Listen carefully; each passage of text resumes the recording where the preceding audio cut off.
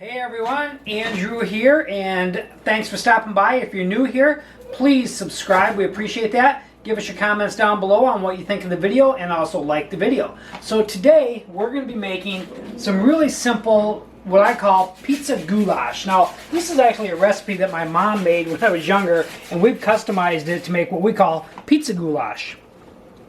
What you're simply going to need for this is a pound of ground beef, some macaroni noodles, some vegetable soup, tomato soup, pizza sauce, and cheese. Real simple. You just need those ingredients there. And what we're going to do is we're going to brown the ground beef first, and we're going to make the elbow macaroni and the ground beef at the same time. We're going to assemble it all here and then finish it off in the oven. And we're going to add the grated cheese about 15 minutes before it's finished. So the next thing I'm going to do again is brown the ground beef, make the noodles, and then we'll come back and I'll show you how it all gets put together. Then we'll throw it in the oven. We'll go over that part of it, and then we'll show you one delicious pizza goulash. What's that noise in the background? We just got a puppy. And if you watch some of our other videos, you'll see Angel the cockapoo.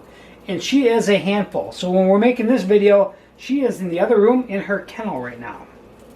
So that noise you hear in the background is Angel the cockapoo. Okay, so I'm browning the ground beef right now. We've got about a pound of ground beef here. We're just going to brown that up. This is going to go in the casserole dish. Now, most of the ingredients here are going to be pre-cooked, so you don't have to have it in the oven that long. We're basically going to have it in the oven long enough for all the flavors to kind of melt together and also to melt the cheese. So I got about a cup of noodles here. So it's about a cup of macaroni noodles, 1 pound of ground beef, and then again we're going to use tomato soup, vegetable soup, and we're going to use about half of the dipping sauce. And Angel here is helping me out in the kitchen. She's seeing if I drop anything, she's going to take care of it for me. And in just a couple minutes, we will be assembling this as soon as the noodles are soft. Okay, we are ready to assemble our pizza goulash. If you notice the pictures in the background here, this is Stacy and Little Bear, and unfortunately we lost both Stacy and Little Bear last year, and really heartbroken without her, and that was one of the reasons that we got Angel. That's why we called her Angel, because she was our angel. So that's Stacy and Little Bear, and again, if you look at our other videos, you'll see more videos of Angel, our cockapoo. Beautiful girl.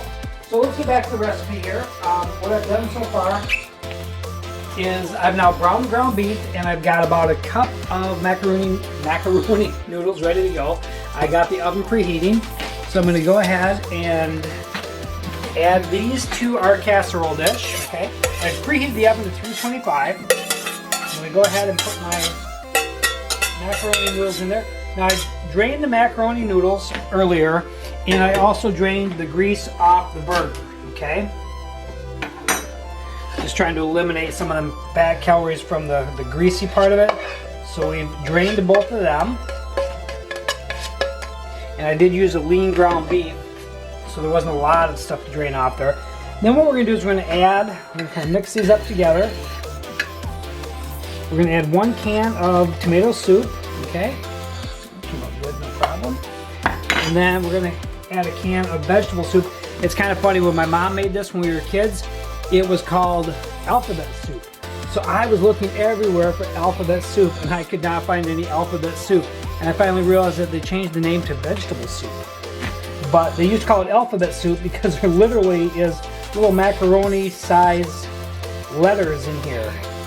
And it's called alphabet soup. So I was looking all over for alphabet soup, and I couldn't find it. I'm like, what the hell? They quit making it?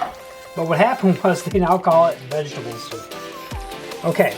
So we're going to mix these together. You just heard my oven is now preheated. Now this was the recipe that was my mom's, childhood recipe we made. This is what my mom made for us. And what we've done to kind of make it just a little bit different. You could make it just like this. Now you could throw it in the oven here and make it just like this, let all these flavors get together. But we wanted to have a little bit of our own twist to it. So what we've done is we've added pizza sauce. So I'm going to take about a half a jar of pizza sauce here.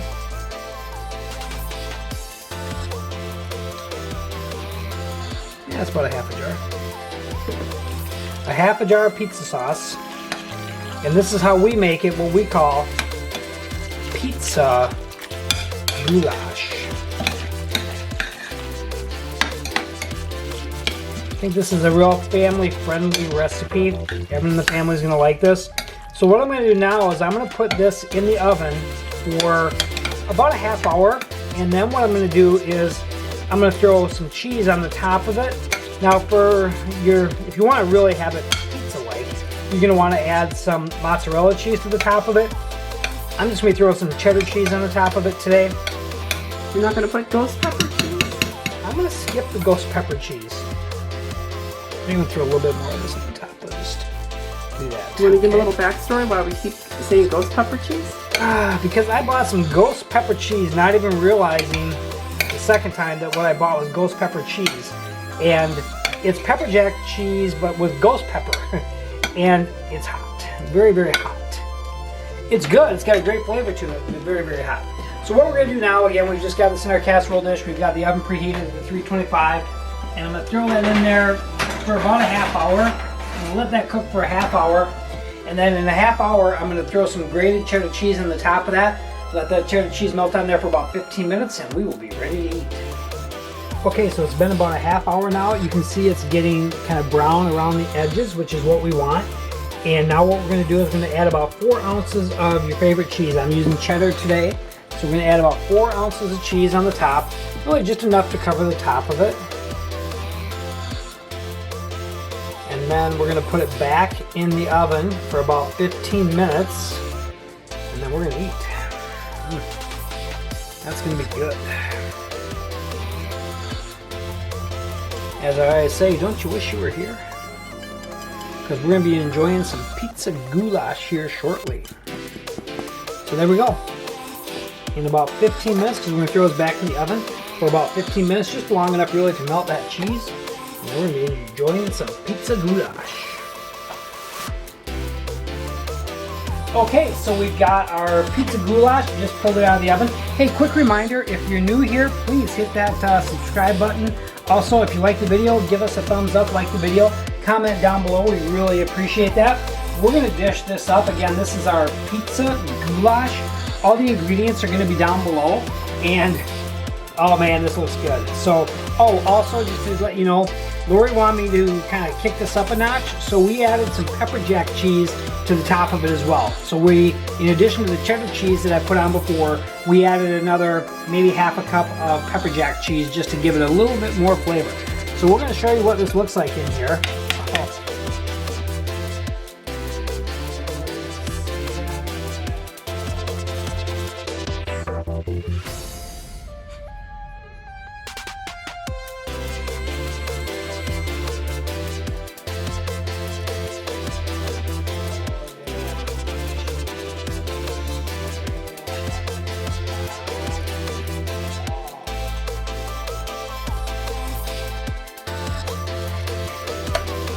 All those flavors all good together there.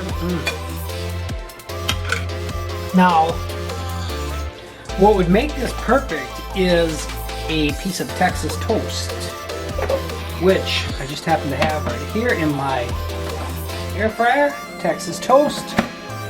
Boom, there you go. You got your pizza goulash with a piece of Texas toast. It's gonna be good. Again, if you like the video, please give us a like, give us a thumbs up, comment and subscribe. We do appreciate it. Let us know what other videos you'd like to see, and try this recipe for yourself because I think you're going to like it.